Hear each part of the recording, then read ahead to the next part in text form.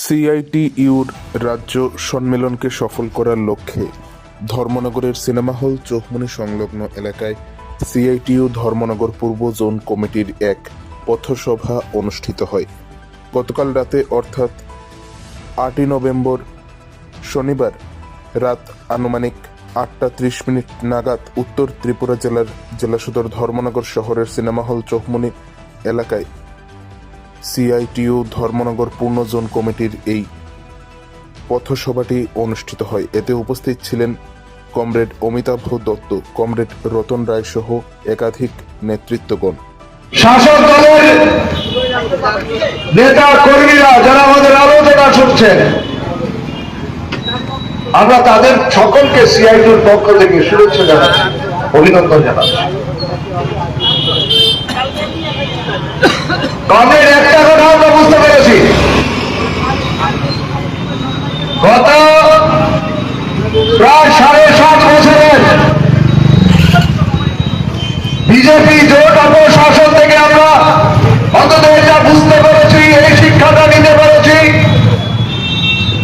মানুষের সাথে আলাপচারিতায়, মানুষের অংশগ্রহণে, মানুষের চোখের জলে, মানুষের রক্ত ঝেঁকে ঝরা ওই মাটির গন্ধ শুকে শুকে আমরা বুঝতে পেরেছি এখন একা থাকার সময় না, ঘরে বসে থাকার সময় না, ঘর থেকে বেরিয়ে আসার সময়, লড়াই করবার সময়। তা না হলে আমার আগামী প্রজন্ম রক্ষা পাবে না।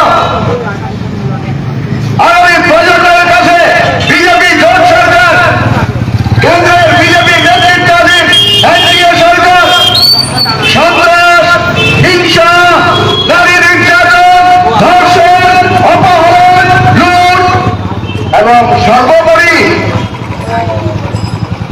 মন্ত্রীর স্বীকারোক্তি থেকে বলতে পাঠানে, নাম বলতে পাঠানে, কেন বাধা দেখবে?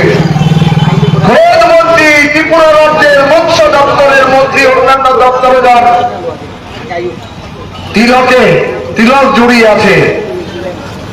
তিনি ইলেকট্রনিক্স মিডিয়ার সঙ্গে, নিউজ পোর্টাল, রাষ্ট্রীয় সমাচারের সঙ্গে স্বীকার করছেন তাদের সরকারের মন্ত্রীদের, তাদের দলের বিধায়কদের সোর্স কি? আরামের জন্য, বাড়ি গাড়ির জন্য, সুখে থাকার জন্য, দিল্লি হিল্লি করার জন্য, দেশ বিদেশে ঘুরার জন্য তাদের সোর্স কি? তাদের সোর্স হচ্ছে সোর্স বাড়ি। এই সোর্স বাড়ি কে জড়ায়? ঠিকাদাররা। ঠিকাদারের কাছে কার টাকা যায়? জনগণের টাকা, আপনার টাকা, মানুষের টাকা, করের টাকা। সেই করের টাকা উন্নয়নের কাজে ব্যবহৃত না হয়ে সেই টাকা যায় মন্ত্রীর সোর্স মানি হিসেবে কমিশন বাণিজ্যে লিপ্ত হয়ে পড়েছে জোট অপশাসনের মন্ত্রীরা, শাসক দলের বিধায়করা। সেই জন্য সারা রাজ্য এখন দুর্নীতিতে ছেয়ে গেছে, লুটপাটের রাজত্ব, আইনের শাসন। মন্ত্রী বলছেন, মুখ্যমন্ত্রী বলছেন সুশাসন চলছে, স্বীকার করেন। আমাদের আলোচনা যারা শুনছেন, আপনি বলতে পারেন সুশাসন চলছে, এটা কি সুশাসনের চেহারা? এই যে আমরা যেখানে সভা করছি, বান্ধব মিষ্টান্ন ভান্ডার ঐতিহ্যশালী একটি মিষ্টির প্রতিষ্ঠান, কেন বন্ধ? কেন তার তালা খোলা হচ্ছে না? কে তালা মারল? প্রশাসন জানে না? তোলাবাজির শিকার এই বান্ধব মিষ্টান্ন ভান্ডার সহ এই শহরের অনেকগুলো ব্যবসা প্রতিষ্ঠান ভালো আছে। বলবেন সুশাসনে আছে, সুশাসনে থাকে ওই কর্মকে 3 মাসের শিশু উপজাতি মা, তাকে বিক্রি করতে হচ্ছে মাত্র 10,000 টাকা বিনিময়ে।